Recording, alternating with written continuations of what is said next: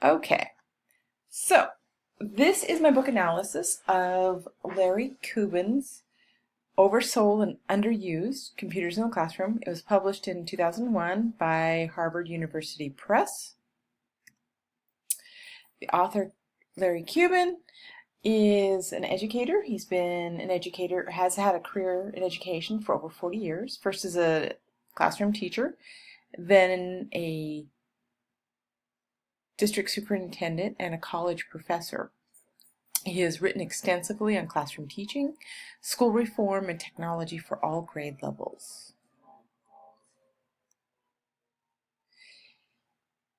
He focuses greatly on education's purpose throughout the history of the United States. He notes that in the 19th century, during the progressive movement, education was meant for the public good. Then, by the mid-20th century, in an effort to create more equality and less socioeconomic disparity, education became economically driven. It had an economic purpose. The current century, the 21st century, is an era of global competitiveness, and so the focus on education is to maintain U.S. global economic supremacy. In order to do this, schools have adopted a more business-like approach using technology, specifically with a focus on use of computers. They plan to reform schools through a market-driven agenda. And the way they plan on doing this is by purchasing more computers. Therefore, it is believed schools will operate more efficiently. Now, the author focused his study, his evidence, on schools in the Silicon Valley, where the computer industry is well known. It is actually the the computer center of the United States, if you will. He looked at schools in the K through 12 system as well as the college. He did this because it represents the entrance and the exit of the educational system. Now, in Silicon Valley, there are high incomes, high property values, but there's also diverse socioeconomic population, people making over $100,000 a year, and people who can barely make ends meet. So he figured this was a good model that should represent most of America. In looking at these elements, he posed the following question. So, where readily available, how do teachers and students use computers in the classroom? Has teaching or learning changed because of computer infusion? And has the investment in computers actually been worth the cost? Ultimately, he concluded that computers have been oversold by the business world and underused by the educational system. There are several reasons to this. One, he felt, was a slow revolution. Change happens over time. It gradually accumulates. Just because there's a new technology doesn't mean the old technology is immediately replaced. It'll take time for people in the system to get used to it. Then there's also the history and contextual purpose of education and learning. There's learning social expectations. Okay. And finally, technology is pointless without historic and social missions of the school. Our investments have failed to achieve larger civic goals to build stronger communities of citizens.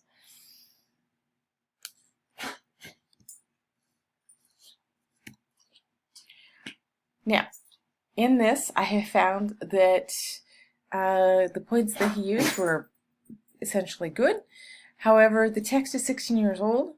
The idea that we have maybe one computer in a class and a computer lab in which students go to do their work is becoming obsolete. However, I think he was correct in saying computer use is effective in English and social study classes with less emphasis in math and science courses. And the most the most effective use of computers is in the business or design courses in schools. Another issue about this book is that it's limited in its scope. It seems to be anecdotal. It's a case study. He questions teachers, he observes classrooms, he interviews students, and he draws his conclusion primarily from these observations. There is no true scientific study to this. And as a result, he also seems to have an attitude of beware the reformer. He is very weary of reform. It seems that each time that there is a reformer brought up, it's going to bring problems or negativity to the school. All reform starts out with the best of intentions. Unfortunately, he seems to think that it devolves into essentially a quagmire in which nothing really truly progresses. And another issue I had with the book, I thought it was really interesting that he provided a lot of history. At one point he discussed California as a territory, a U.S. territory in the mid-1800s. But ultimately, I think he added too much history. I think he could have focused more on the computer issue at hand. On the positive side of this book, or this study, the evidence, his thesis and his evidence were clear and easy to follow. I did not have to backtrack. I could easily understand the argument that he was trying to make. Ultimately, he also was a proponent of consulting teachers to further educational needs of the students.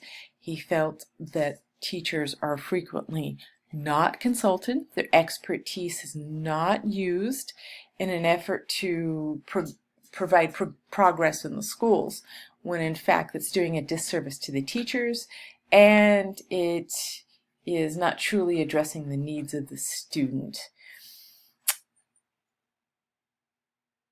Also, by not consulting the teachers, you don't truly understand what they need. And a lot of times teachers are not using technology because the software is limited, or they don't feel they have enough support because there's maybe something mechanical that has broken down with the technology. So as he points out, teachers' input is very important in this process. Okay, so overall, he is unconvinced of the supremacy of technology in the classroom. It's not really going to help at all if we completely overlook the social and contextual point of education, which is to serve the public good and to develop citizenry, basically. At the same time, he is an advocate for teacher input and expertise in the curriculum, and until that is done, basically technology and the use of computers will not be effective. Okay, well, this sums up my book analysis of Oversold and Underutilized by Larry Cuban. Thank you.